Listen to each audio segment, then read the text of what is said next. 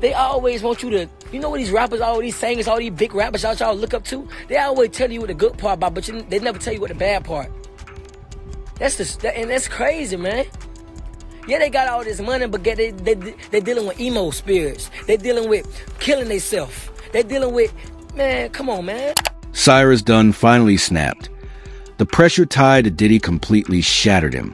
Sources close to the courtroom say he didn't break for no reason. Allegedly, he's ready to spill everything about what went down between him and Diddy in Jamaica. And once you connect the dots, things spiral fast. Back in 2021, both YK and Diddy were in Jamaica. That might not sound wild, until you remember YK was broke. He had just posted on Instagram that he sold his Lambo, Rolls Royce, even his Cadillacs. He literally said, "This thing, humble yourself." I sold my Lamborghini, I sold my Rolls Royce, I sold my Cadillacs. Yes, sir, ski. Yes, sir, ski. Ride that thing. Hey, I'm about to beat that charge.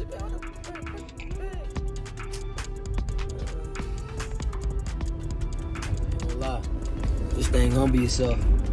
I ain't gonna cap to you. Got a floss for you, nigga. God, I ain't got a floss for you. That's when people started to side-eye. How someone who just sold his luxury cars suddenly chilling in a fancy villa like nothing happened. YK posted solo retreat vibes on Instagram, then shared a pic of Diddy, shirtless in a pool, adding prayer hands. Right after that, he uploaded a massage photo captioned, "Listening to that Diddy, eating that good fruit and the beautiful weather."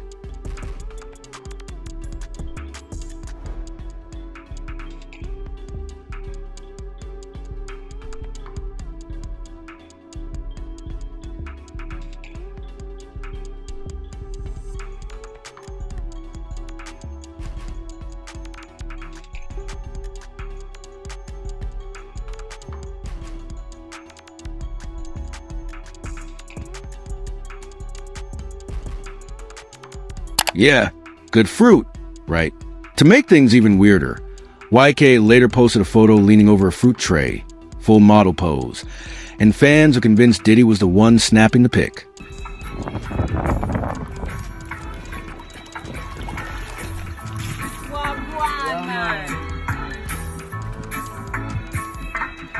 At that point, the internet turned into CSI. One person commented, "I knew something was off the moment I didn't see any women or family. That trip was sponsored by a man." That comment set the internet on fire. And just when it couldn't get more obvious, YK's baby mama entered the chat. She posted, "Stop asking what happened with my BD. I caught him with a man." Nobody would ever say that one. Oh, yeah. So here goes Envy. They said he said he was Diddy's boy toy. Yeah, I was in Jamaica with him. Oh, I see it now. See? YK Osiris in Jamaica with his alleged boo Diddy. That was someone directly involved, calling it out. Then came the now infamous Breakfast Club interview. It was painfully awkward. Charlemagne brought up the rumor that YK was Diddy's boy toy, and YK froze, nervous smile, hoodie up, no eye contact. He said no, but his body told a different story. He said yeah. No. Oh, okay. I was with a shawty. All right, but Diddy was there. No, he was a whole other different. Oh, so they just made this up? Yeah, they made it up, yeah. Oh, Lord have mercy. Yeah, he was in a whole other different area. Like, he was like, Have you ever met Diddy? yeah. Okay, did he ask you to party? Yeah. Party? Man. Don't forget, he put his fantasies on you. Bad tonight. Nah, Did you say man. Every time I went out there, that man's the vibe. The energy was just weird. Like he was reliving something he couldn't explain. And it doesn't stop at Diddy. Once people connected more dots, Drake's name came up. He's had shady rumors around him for years. So when a video surfaced of Drake pressuring YK to sing after losing a $60,000 bet, fans got real uncomfortable. Something about it just felt off. I ain't gonna hold you no more. You owe me 60 bands, and you have to perform the song right now in the crib. What are we talking about? What are you talking about? I'm giving you an out. I'm not Baby. I'm not Boosie. You don't owe me no 2 rags, 5 rags. You owe me 60 bands. I'm playing the song right now. You ready? I need a full. You won't owe me no money right now. I swear. I need a full performance though. The real shit though.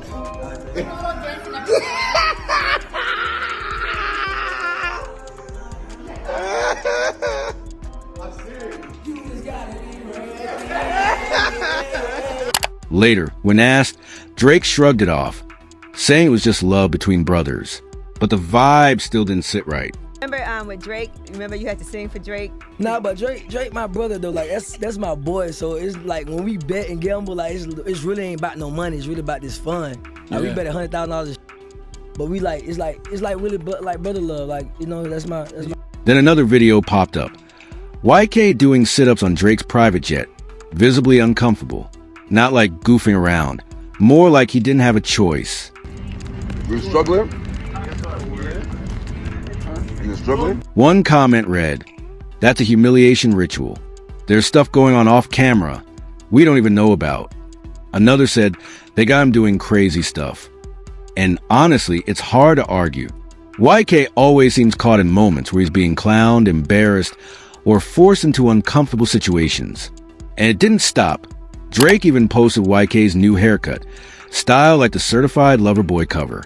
His caption, "Burnt TF out. You really want to won. YK Osiris." Stop playing. Only I can do this, me and the boy. Not long after, YK got an OVO owl tattooed on his leg. Things were only getting stranger. The vibes were completely off. It's your boy YK Osiris, man. Shout out to all Urban Central. Shout out, yeah. Then it all came crashing down. YK went live and broke down. On camera. No filters, no clout chasing. He said he wanted to end it all. He spoke on the demons chasing him, how music wasn't paying anymore, and how the industry didn't really care. It felt painfully real. Like I say, you can't use Drake with me, you can't kill a baby because they don't with me no more. So you please don't use that. You haven't seen me around Drake in a minute. Or Lil Baby. A long time. So let's get that out the door. Please don't use that no more. Like, I'm not a leecher, like, for a reason. But like, I want to die. Like, I want to myself. I want to like leave this earth. I don't have no friends. Y'all see who I'm with. Nobody. I'm nobody. Nobody nearest me. Nobody around me. Nobody is like near me. But that wasn't the end. He followed up with another emotional rant, this time calling out the entire music industry. He said, "Rappers be lying about blessings from God. Truth is, they're worshiping something else." You see, I'm gonna tell you something. They always want you to, you know what these rappers, all these singers, all these big rappers y'all look up to? They always tell you what the good part about, but they never tell you what the bad part. And that's crazy, man. Yeah, they got all this money, but they dealing with emo spirits. They dealing with killing themselves. They dealing with, man, come on, man. I want to get out this music industry because this is not for me. But I do it because I feed my family. But I don't want to be in this. This is not what God want me to do. God don't want me to do this. But I do it to feed my family. And I want to get out this. I want to get out of the music industry because yes, you go through pain. You go through this because this is what the devil wants you to go through to destroy yourself. That's when the darker theories started catching fire. According to insiders, Diddy and others weren't just living lavish. Allegedly, it's way deeper. The claim? Powerful elites lure in rising artists with gifts, trips, and mentorship. Once trust is built, they allegedly push in agendas, rituals, influence, and energy control. Supposedly, these figures feed off younger men's energy to stay powerful. That's what Diddy was allegedly doing at his wild parties, and YK may have been one of the sacrifices. Famous psychic Sloan Bella dropped a chilling take, saying this was about sex, but spiritual energy rituals. She also claimed Kim Porter was writing a book exposing all before her untimely death. Sloan believes Kim found out what Diddy was really involved in. There are gay people, but what we're talking about here is ritualistic sexual deviancy used to harness energy of a human being. We are being harnessed, not me, not you, but the people that he's dealing with, and she became privy to this. Sound crazy? Just look at YK's career. Before all this, he was rising fast, dropping music, hanging with stars. But since the breakdowns, rants, and alleged spiritual awakenings, his career completely stalled. One fan summed it up, "I always felt Diddy didn't have real talent. He just stole energy from his artists, left them empty." Then came the next twist. Ray J entered the picture. Word is, he was the one who introduced YK to Diddy, acting as the middleman. A few months after that Jamaica trip, Ray J appeared out of nowhere in the Dominican Republic to surprise YK on his birthday. He said, "There's a lot of bags to get when you brainstorm among creatives. That bag talk, it's different now." But the message felt coded, like it was only meant for the inner circle. We live in the DR. Happy birthday, man. Happy birthday, man. You know what I'm saying? We out here making sure we celebrate the homie V-Day. And then also, like, there's a lot of bags to get when you brainstorming amongst a lot of creative minds. So we all tapped in. Then we... Ray J has his own allegations too. From supplying substances to Whitney and Wendy Williams, to wild threats and flexing with the money team. That same chaotic energy seemed to be closing in on YK's world. Saying, be whoever you want to be, love whoever you want to love. I didn't mean it like that. I just meant, when you want to disrespect me and the money team, and we got 7 Rolls Royces outside, and we just made 350 racks on the...